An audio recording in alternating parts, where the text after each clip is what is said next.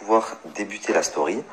Aujourd'hui, au sommaire, je vais encore une fois vous prouver que c'est pas Baby Driver, c'est Baby Menteur. Je vais vous prouver par A plus B à quel point ce mec fait tout pour le buzz. Mais quand je vous dis il fait tout pour le buzz, je sais pas si vous avez remarqué, son compte est passé privé, il a pris 30 000 abonnés dans la nuit. Je vais vous montrer sur quel site il achète ses abonnés et la preuve à l'appui. Et ensuite, je continuerai mon histoire. Ça, c'est le sommaire de la story de ce soir. Par contre, je voulais vous parler d'une chose avant. Alors, s'il vous plaît, soyez très attentifs. C'est important, c'est quelque chose qui me tient à cœur. Donc, la famille, comme je vous ai dit tout à l'heure, du coup, il m'a parlé d'un projet sur lequel il bosse depuis un moment. Et ça m'a donné envie de m'impliquer et de l'aider.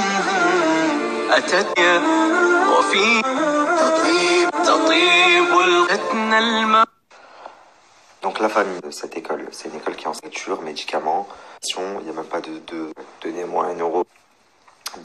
Ça a coupé, pardon, je vous formidable. Ça fasse. On reparlera du venu de base en fait me faire un blanchiment dentaire.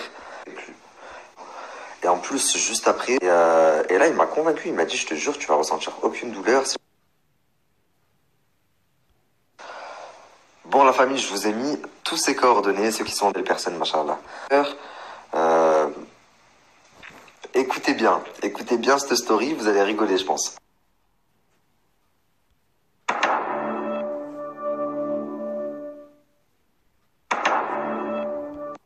Donc la famille, je sais pas si vous avez fait le même constat que moi. Il a tellement été impacté par mes 2 dernières stories, Baby Menteur Tricheur, là, qu'il est parti acheter des abonnés. Vous avez bien vu que dans la nuit dernière, il a pris entre 30 et 50 000 abonnés. Et en plus, il a mis son compte en privé. Pourquoi? Ce que vous devez savoir, c'est que le site où il a acheté des abonnés, j'ai un contact là-bas. Et beaucoup d'influenceurs achètent leurs abonnés là-bas, et je le sais, puisque du coup, j'ai mon contact et je reçois tout. Comme j'ai des contacts partout, tu devrais le savoir, Baby Menteur, vu que tu m'as fréquenté. Donc déjà, regardez, je vais vous mettre la preuve qu'il achète des abonnés.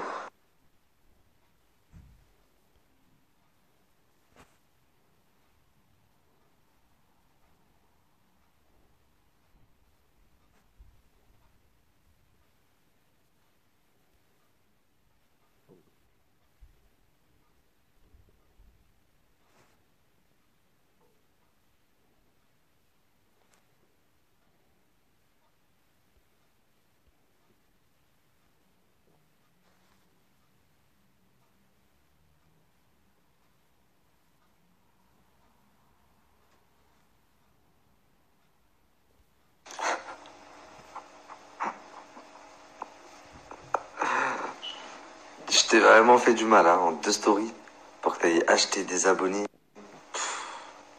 Et moi, je vais te dire un truc. J'ai jamais acheté un abonné. Un abonné, je l'ai jamais acheté.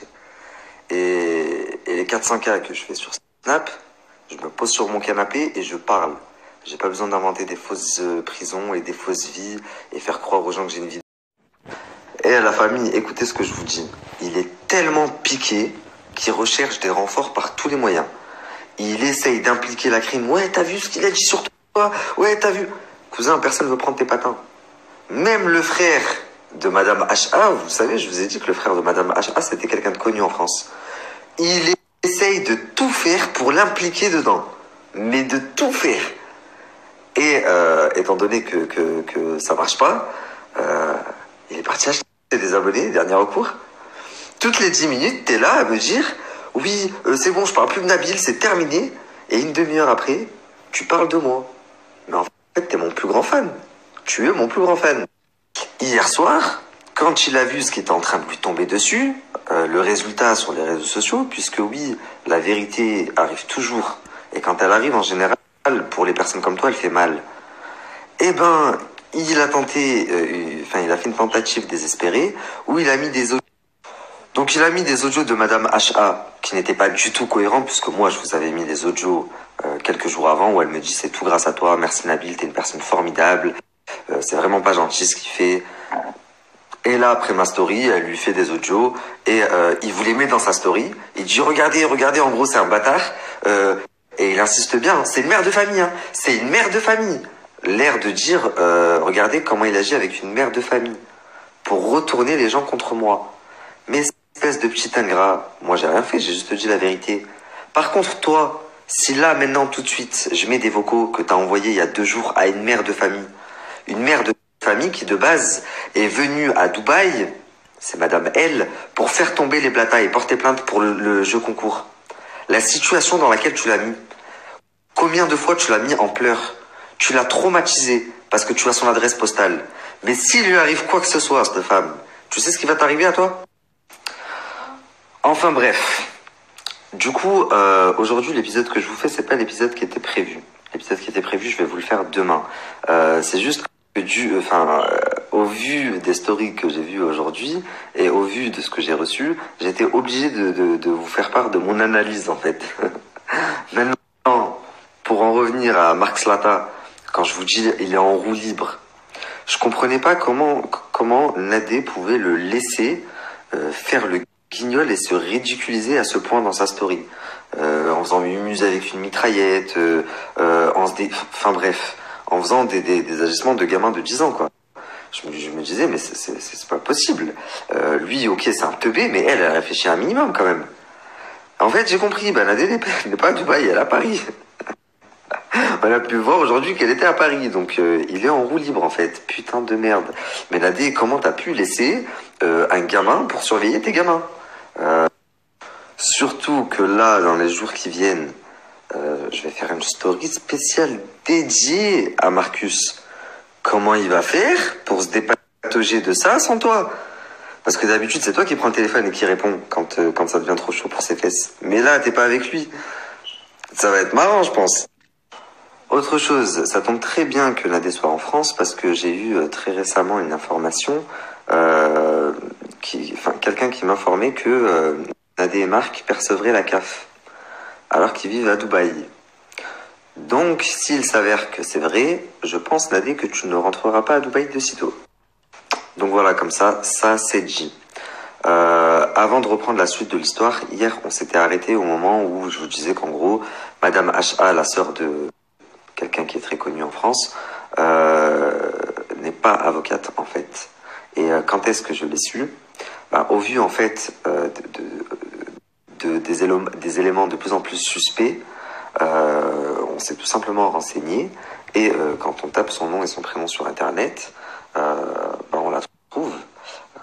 On voit qu'elle vient de telle ville en France, chose qu'elle m'avait confirmé, que maintenant elle vit à Dubaï et qu'en fait elle est étudiante en droit et qu'elle travaille en tant que commerciale ou elle fait les photocopies pour des avocats ou c'est quelque chose comme ça. Mais donc il y a beaucoup d'interrogations qui me viennent et c'est naturel. Dans ce cas-là, si elle n'est pas avocate, comment est-ce que Marc et Nadé auraient pu la démarcher pour qu'elle les représente? Parce que moi, quand elle est venue me voir, c'est ce qu'elle m'a dit. Elle m'a dit très clairement, Nadé m'a appelé pour que je la représente face à toi. Et j'ai rendez-vous avec elle à 16h. Donc, comment Nadé peut t'appeler pour que tu la représentes si tu n'es pas avocate? Autre chose, à plusieurs reprises, quand on a mangé ensemble et tout, son ami me disait... Madame H.A. elle est avocate, Madame H.A. elle est avocate. À aucun moment tu l'as repris en disant non, je suis pas avocate. Autre chose, quand tu m'as appelé pour me dire j'ai vu Baby Driver, il est à la prison d'Alawir, il faut absolument que tu fasses une story pour dire que il est là-bas à cause de Jazz et Laurent.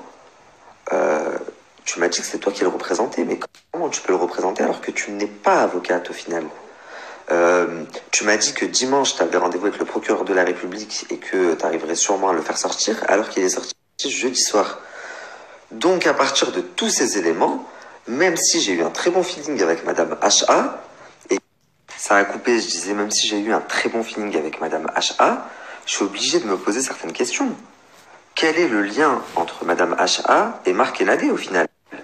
Puisque je sais qu'elle les a vus à 16h, mais au final, elle n'est pas avocate. Donc ça se trouve, c'est eux qui me l'ont envoyé.